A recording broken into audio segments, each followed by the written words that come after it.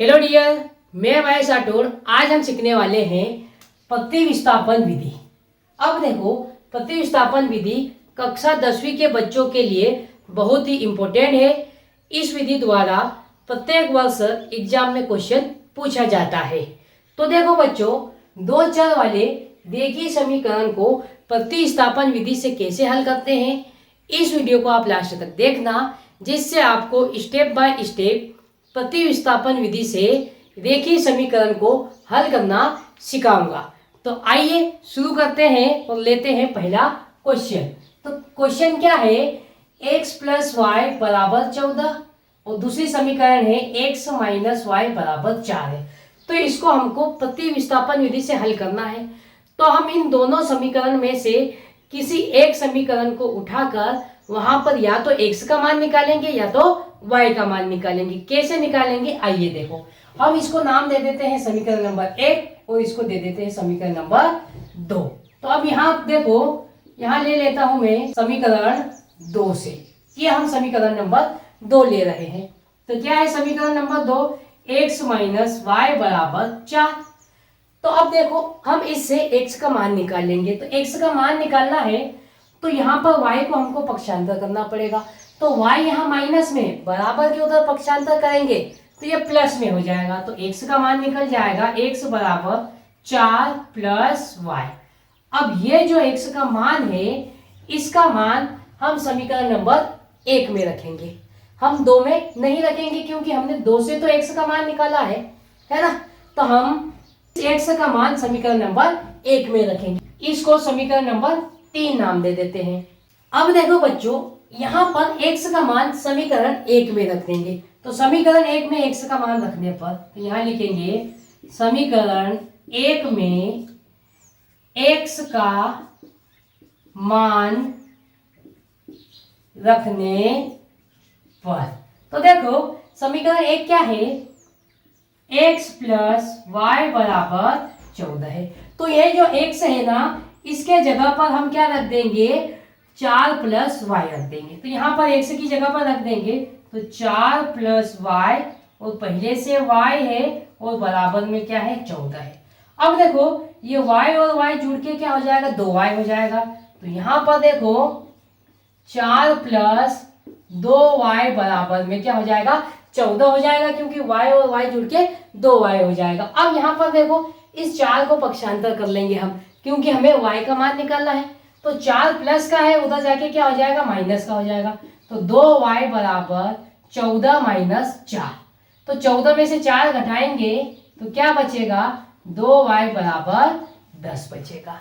अब देखो, ये 2 से 10 कट जाएगा तो 2 एकम 2, 2 पंजे 10। तो y का मान कितना आ गया प्यारे बच्चों, हमारे पास 5 आ गया। अब ये जो y का मान है, या तो समीकरण 1 में रख दो, या तो समीकरण नंबर 2 में रख दो, या तो समीकरण नंबर 3 में रख दो।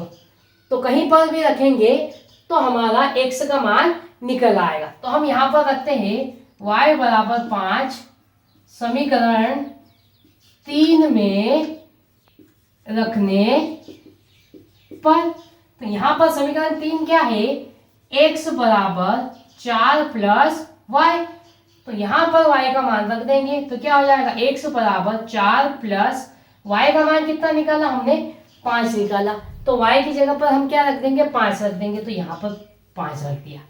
तो 4 और 5 जुड़ के कितना आ जाएगा, 9 आ जाएगा। तो प्यारे बच्चों, x का मान कितना आया, 9 आया। तो हमने इस क्वेश्चन को प्रतिविस्थापन विधि से हल किया, जहां y का मान आया 5 तथा x का मान कितना आ गया, 9। बच्चों, एक और क्वेश्चन लेते हैं जिसके द्वारा आपको और अच्छे से समझ में आ जाए। तो बच्चों देखते हैं दूसरा क्वेश्चन। दूसरा क्वेश्चन है 2x + y = 7 और दूसरी समीकरण है 4x - 3y = -1। इसको भी हमको हल करना है प्रतिविस्थापन विधि द्वारा। तो हम क्या करेंगे, इसको नाम दे देंगे, ये समीकरण नंबर 1 और ये समीकरण नंबर 2। अब देखो, कोई सी भी समीकरण लो, या तो 1 लो या तो 2 लो, उससे x या y के मान निकालो, फिर उसका मान हम दूसरी वाली समीकरण में रख देते हैं। तो हम यहाँ पर देखो, समीकरण 1 से हम मान निकाल लेते हैं। तो यहाँ पर लिखेंगे समीकरण 1 से। अब समीकरण 1 क्या है वो हम यहाँ पर लिख लेंगे। क्या है? 2x प्लस वाई बराबर 7 है। तो यहाँ पर हम y का मान निकाल लेंगे क्योंकि y का मान निकालने में आसानी होगी। तो y का मान निकालना है तो बाकी सबको बराबर के उधर पक्षांतर कर देंगे। तो यहाँ पर रहेगा y बराबर 7 पहले से है, ये प्लस का 2x है, इसको बराबर के उधर पक्षांतर करेंगे तो ये माइनस का 2x हो जाएगा। अब इसको नाम दे दो समीकरण नंबर 3। अब देखो समीकरण 3 का मान हम समीकरण 2 में रखेंगे, हम 1 में नहीं रखेंगे क्योंकि 1 से ही हमने किसका मान निकाला है? y का मान निकाला है। तो यहां पर रखेंगे समीकरण 3 का मान समीकरण 2 में रखने पर।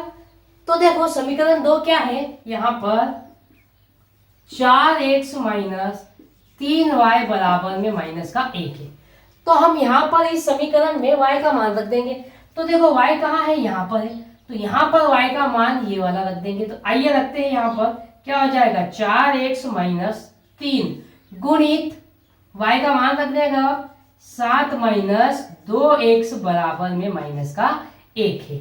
अब क्या करेंगे? हम इस 3 का अंदर गुणा कर लेंगे। तो यहाँ पर देखो क्या हो जाएगा? ये 4x, ये -3 का गुणा 7 में होगा तो 3 7 21, माइनस का 21 आएगा।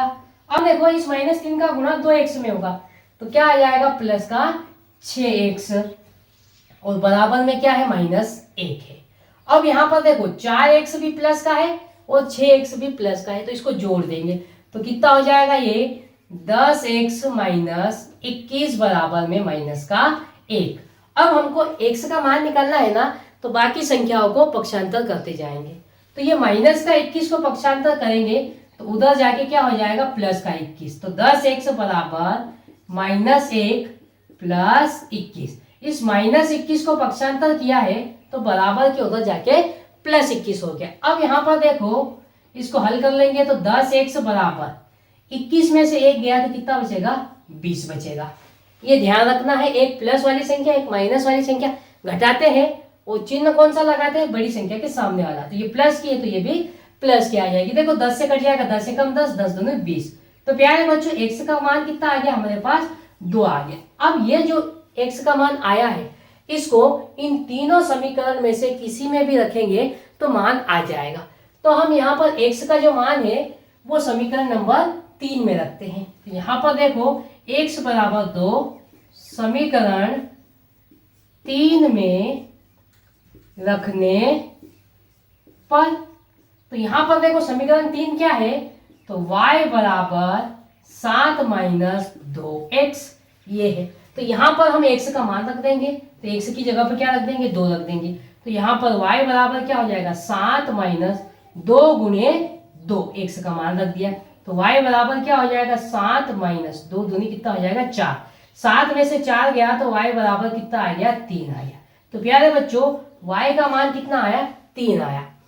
तो हमने यहाँ पर x और y के मान प्रतिविस्थापन विधि द्वारा बड़े ही आसान तरीके से स्टेप बाय स्टेप निकाला है, जिसमें x का मान आया कितना? 2 और y का मान कितना आया? 3 आया। तो प्यारे बच्चों इसी तरह के वीडियो के लिए आप हमारे चैनल के साथ जुड़ जाइए।